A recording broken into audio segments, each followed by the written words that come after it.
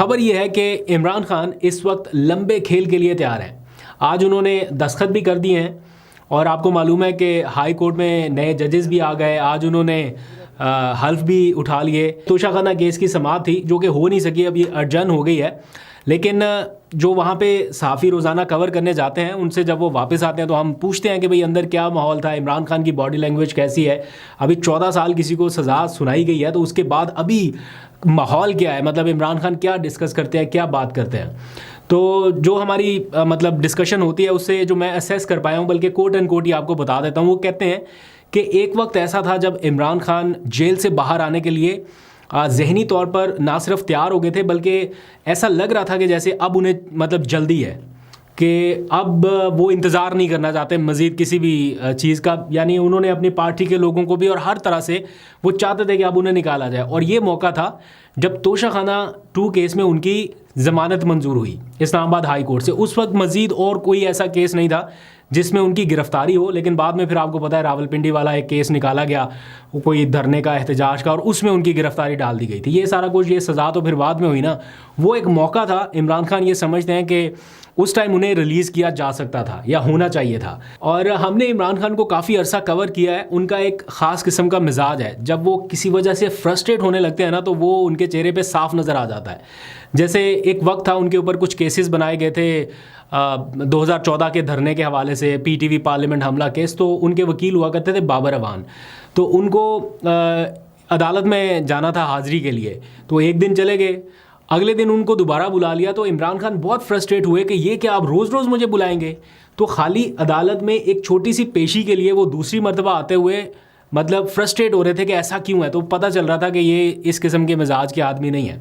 लेकिन अब वो वही इमरान खान तकरीबन 1.5 साल के करीब का अरसा हो गया कि वो जेल में है।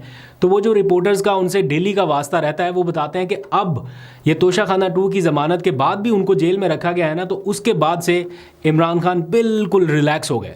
यानी वो एक लंबी इनिंग खेलने के लिए बिल्कुल तैयार हैं, रिलैक्स हैं। उनको अंदाज़ा है कि उनकी पार्टी की या उनकी इंगेजमेंट किस सतह पे हो रही है, और उन्हें जैसे कोई एक इत्मीनान है कि अब उनके पास खोने के लिए तो कुछ नहीं है। मतलब बारिश में कोई शख्स भीग रहा है तो उसको 1-2 पानी की बॉटल्स फेंकने से आप और कितना भिगो सकते हैं। तो इसलिए इमरान खान बड़े रिलैक्स हैं। ये जो बार बार की सज़ा सुनाई जा रही है ना उनको, ये दर हकीकत ऐसा नहीं है कि कोई इमरान खान को करप्ट साबित कर रही है, कोई एक सज़ा दूसरी सज़ा। ये जो हेडलाइंस लग रही हैं कि इमरान खान करप्ट है, ये बेसिकली इस पूरे निज़ाम के अंदर जो मौजूद खामियां हैं कि यार ये मसाइल हैं पाकिस्तान के या ये असल वजह है, उसको बार बार हाईलाइट करता है इंटरनेशनली। आप देखें कभी इन डेप्थ आप न्यूज़ स्टोरीज़ पढ़ें ना, जब जब इमरान खान को सज़ा सुनाई जाती है तो ऊपर की हेडलाइन के बाद जो पूरी स्टोरी है उसमें सारी चीज़ें नज़र आ जाती हैं कि इमरान खान को सज़ा तो सुना दी गई, लेकिन क्यों सज़ा सुनाई जा रही है, वजह क्या है, मुहर्रकात क्या है। उसमें करप्शन वाला एलिमेंट नहीं आता, उसमें और डिटेल्स आ जाती हैं कि जनाब इनका ये मसला चल रहा है, किसके साथ चल रहा है, क्यों हुआ। तो वो सारे जो कोर इश्यूज़ हैं ना वो हाईलाइट होने लगते हैं। तो इसलिए इमरान खान बिल्कुल रिलैक्स हैं। वो कह रहे हैं, बता रहे थे, आज भी हमारी बात हो रही थी, वो कहते हैं कि इमरान खान को इस टाइम बिल्कुल कोई जल्दी नहीं है कि वो जेल से बाहर आए।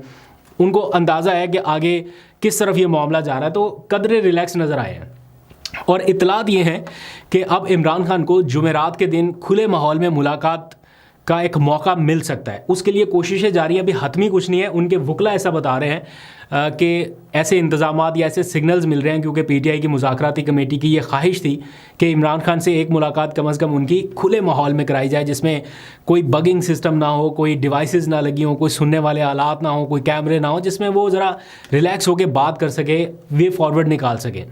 तो अब इम्कान ये है कि शायद जुमेरात के दिन उन चूँकि मुलाकातों का दिन है तो पॉसिबल है कि ऐसी मुलाकात हो सके, लेकिन अभी हतमी होगा जब हुकूमत इस बारे में ज़हनी तौर पर तैयार हो जाएगी। खैर आगे बढ़ते हैं। आज इस्लामाबाद हाई कोर्ट में 2 नए जजेस ने अपने ओहदे का हल्फ उठा लिया है।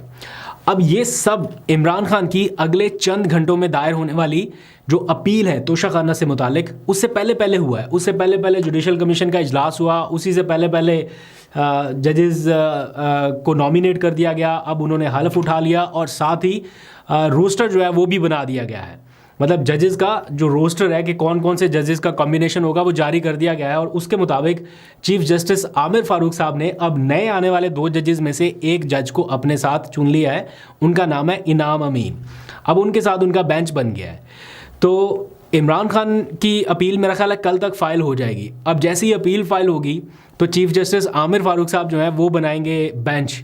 तो क्या एज्यूम करना मुश्किल है कि कौन सा बेंच बनेगा, क्योंकि इमरान खान से मुतालिक हर केस वो अपने पास रखते हैं। पहले उनकी मजबूरी थी कि वो बाकी के 7 जजेस में से किसी एक को उनको अपने साथ बिठाना पड़ता था, चाहते ना चाहते। लेकिन अब 2 नए जजेस आ गए हैं, तो जैसे ही 2 नए जजेस आए उन्होंने फ़ौरन से उनमें से एक को अपने साथ रख लिया और बाकी जजेस जो है उन्होंने अलग अलग वो बना दिए हैं बेंचेस, डिविजनल बेंच उसको बोलते हैं, जिसमें 2 जज साहब होते हैं।